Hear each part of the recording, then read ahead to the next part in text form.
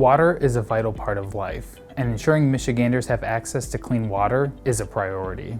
Hi, I'm Lance Wood, and I'm a project manager in the Water Infrastructure Funding and Financing section. In this video, we'll talk about the Drinking Water State Revolving Fund, or DWSRF. This program provides low-interest loans for drinking water infrastructure projects to help meet the requirements of the Safe Drinking Water Act. Examples of such projects include, but are not limited to, lead service line replacements, drinking water treatment facility upgrades, water main replacements, new well installation, and other improvements that help protect public health.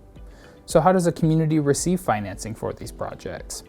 To be eligible, your project must meet a few requirements. You need to be a publicly owned water supply or an eligible non-community water supply that operates as a nonprofit entity. For example, a church camp, hospital, nursing home, or school. You will also need to have the ability to bond for the project and obtain an investment grade rating as required by the Michigan Department of Treasury. There could be additional requirements needed depending on the type of project. More detailed information on those requirements can be found in the planning guidance on our website. If all requirements are met, the first step is to submit an intent to apply or an ITA.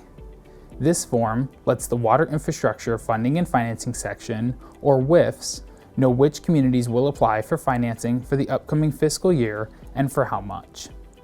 The ITA is a digital form available on the DWSRF website. Once an ITA is submitted, you'll be assigned a project manager to help walk you through the steps along the way. Next, each community should submit an overburden determination form that is used to determine if the service area is considered overburdened, significantly overburdened, or neither. This information helps WIFs determine possible principal forgiveness or grant funding when available. While the overburden status is being determined, usually sometime between January and March, a project planning document will need to be developed and submitted to your WIF's project manager by the required due date, or before if you'd like an early review. Guidance for this planning document can be found on our website. Once the plan is submitted, department staff will review and score it based on the established scoring criteria. All planning documents received by WIF's project managers will be scored and their plans can be utilized for 5 years. The preliminary scores will be published on the draft project priority list in the intended use plan in the summer. A public comment period will follow, at which time you can provide input on how your project scored, how funds are proposed to be allocated, or any other concerns you have.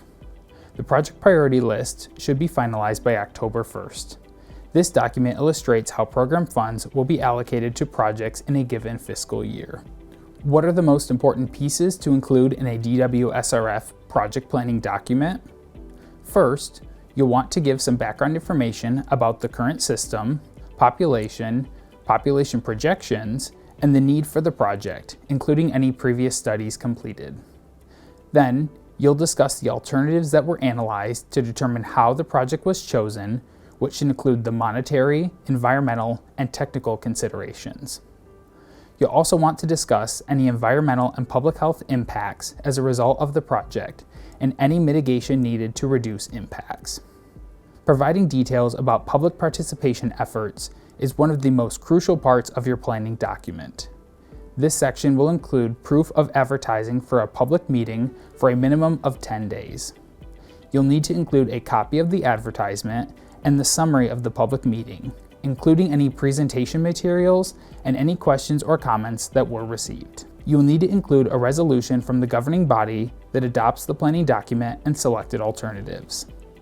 You will also need to identify the authorized representative, which is the individual who will be signing off on all future documentation. Your assigned project manager can help go over these items in more detail and can review a draft document if requested. Now that the final project priority list is published, what happens? If your project was scored and listed within the fundable range, congratulations!